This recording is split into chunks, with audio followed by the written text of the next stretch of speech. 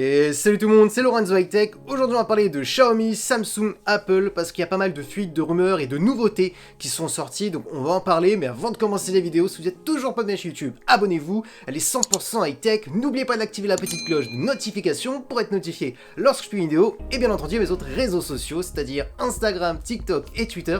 Tous les liens seront en bas dans la description. Alors cette semaine, il y a eu une très grosse suite de la part de Xiaomi. Alors oui, c'est vrai que c'est compliqué quand il y a des nouveautés qu'on essaye de cacher. C'est très compliqué quand on a énormément d'employés dans ce genre d'entreprise. Alors Xiaomi a essayé de cacher un futur smartphone, une nouvelle gamme de smartphones qui pourrait arriver pour 2025. Alors je sais pas si vous vous rappelez du prototype qui est sorti il y a quelques années en arrière, le Xiaomi Mi Mix Alpha, qui était un smartphone avec aucun bouton. On était sur un smartphone même avec un écran au dos, on était sur un smartphone en 360 degrés.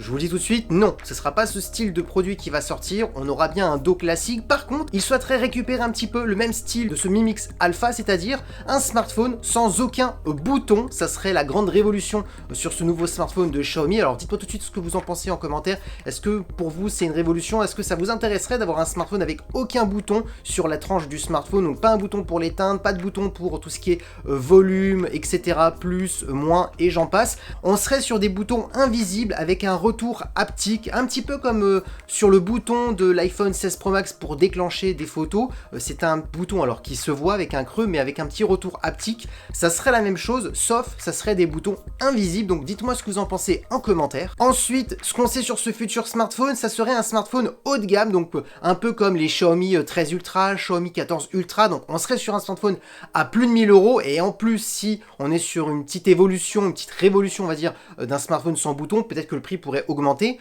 La fuite au niveau du processeur, on serait sur un Snapdragon 8 Elite, donc le tout dernier processeur le plus premium de Qualcomm. Donc on voit tout de suite que c'est du haut de gamme.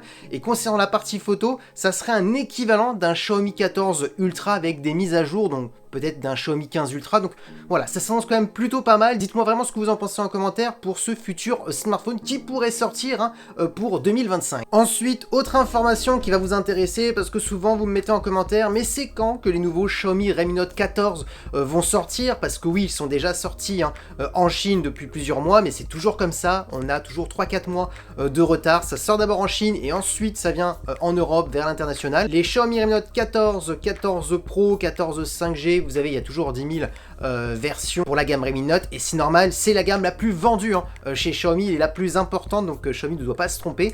La date de sortie serait pour milieu janvier, ça a un petit peu fuité, donc voilà, ça va arriver dans à peine un mois, donc vous inquiétez pas, les Xiaomi Redmi Note 14 vont sortir. Et aussi pour le haut de gamme, eh bien la gamme Xiaomi 15 devrait sortir pour mars, c'est un petit peu fuité, et quand on regarde les sorties chaque année, souvent c'est à peu près les mêmes dates. Donc oui, les futurs smartphones de Xiaomi, ça sera les Xiaomi Redmi Note 14 et les futurs Xiaomi 15 pour les hauts de gamme. Maintenant, on attaque avec Samsung, parce qu'il y a aussi pas mal de petites fuites d'informations chez Samsung. Alors, première info, ça concerne une future tablette, mais une grande tablette qui pourrait aussi devenir petite. Comment ça fonctionne? C'est très simple. Ils utiliseraient à peu près la même technologie qu'on avait retrouvée sur le Oppo Find X, qui était un smartphone, un prototype de Oppo qui était plutôt impressionnant. On était sur un smartphone qui se déroule, donc avec un mécanisme. Et ça serait la même chose pour Samsung. Ils souhaiteraient faire une tablette qui se déroule avec un mécanisme. Donc vous touchez sur le côté de la tablette et hop, la tablette s'agrandit. Vous retouchez, la tablette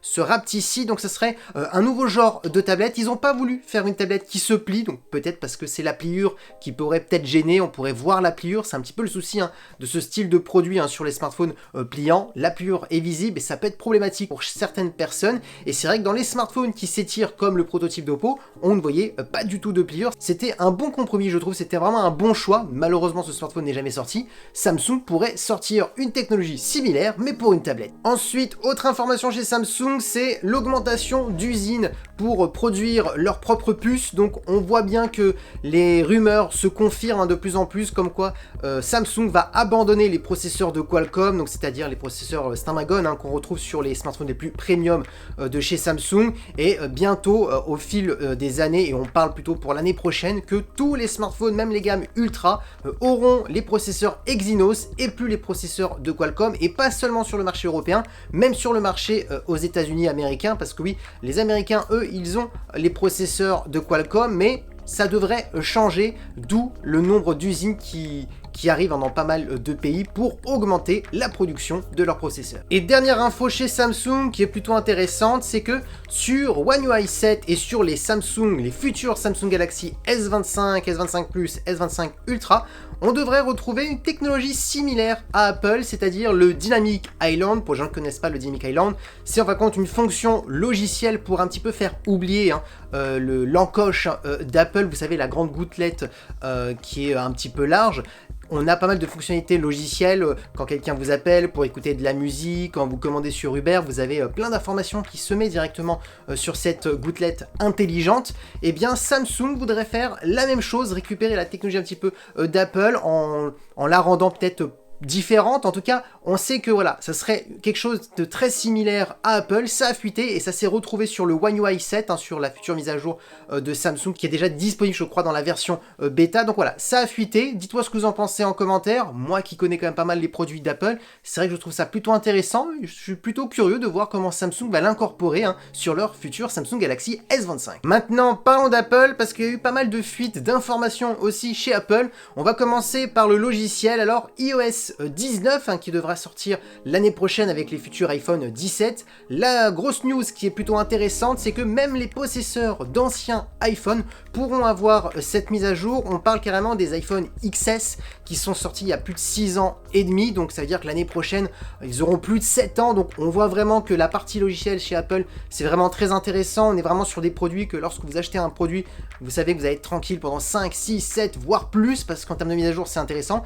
Et là on le voit encore parce que l'iPhone XS est sorti il y a plus de 6 ans, l'année prochaine ça fera plus de 7 ans, donc on va se rapprocher des 8 ans, donc c'est vraiment très intéressant. Donc ça c'est vraiment la première bonne nouvelle pour les personnes qui veulent avoir les nouveautés sur iOS 19, même si vous avez un ancien iPhone, vous pourrez l'avoir. Autre nouveauté, ça concerne les futurs iPhone 18 Pro, 18 Pro Max, et vous allez dire mais attends, les iPhone 17 Pro ne sont pas encore sortis. Bah tout simplement parce qu'il y a une nouvelle révolution au niveau de la photo qui a fuité, mais seulement pour les iPhone 18 Pro et 18 Pro Max. Ça serait un capteur beaucoup plus grand, donc un capteur plus grand, on serait dans les 1 pouce, mais avec un capteur plus grand, mais aussi avec un capteur qui aurait une ouverture variable. Alors ça existe déjà sur certains smartphones chinois très premium, notamment chez Huawei, donc ça va permettre par exemple, si vous avez besoin d'avoir plus de lumière, le capteur va s'ouvrir avec une taille plus grande pour pouvoir capter plus de lumière, et si il y a trop de lumière, le capteur va se rapetissir, et voilà, il va fermer un petit peu son ouverture pour avoir moins de lumière, et ça c'est une fonction qu'on retrouve sur les appareils photo. Donc là,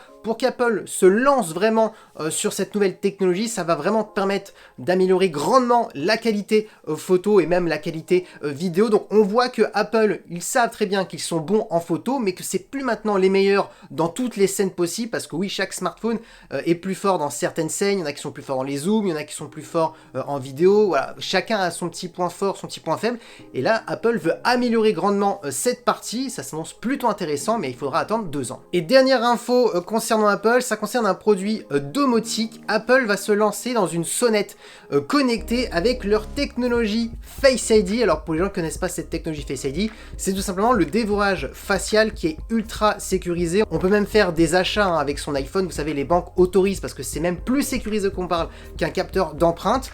Donc pourquoi Apple voudrait se lancer sur ce marché? Pourquoi pas, ça serait très simple. Vous installez cette sonnette connectée sécurisée à côté de votre porte et vous n'avez plus besoin de clés. Donc pour les nouvelles maisons qui ont beaucoup de technologie, pour les maisons qui veulent rendre leur maison un peu plus connectée et surtout aussi sécurisée au niveau de l'high-tech, je vois pourquoi pas un enfant, vous voulez pas vraiment lui donner une clé pour ouvrir votre maison parce que vous avez peur que votre enfant perd la clé, etc. Hop, votre enfant met son visage, et vu que voilà, vous avez préprogrammé tous les visages des personnes qui ont le droit de rentrer chez vous, voilà, ça peut être intéressant. Donc voilà, c'est vraiment un bon point, surtout qu'aux États-Unis il y a beaucoup de maisons connectées. Pourquoi pas ensuite ça arrive sur le marché européen et inciter un petit peu de connecter nos maisons et aussi de les sécuriser. Et voilà, la vidéo est terminée. J'espère que toutes ces news concernant Xiaomi, Samsung, Apple vous ont plu. Souvent vous me mettez des bons commentaires, donc merci pour votre soutien. Toutes les semaines il y aura des actus, des rumeurs, des news. Ce nouveau concept vous plaît énormément, donc du coup je vais continuer.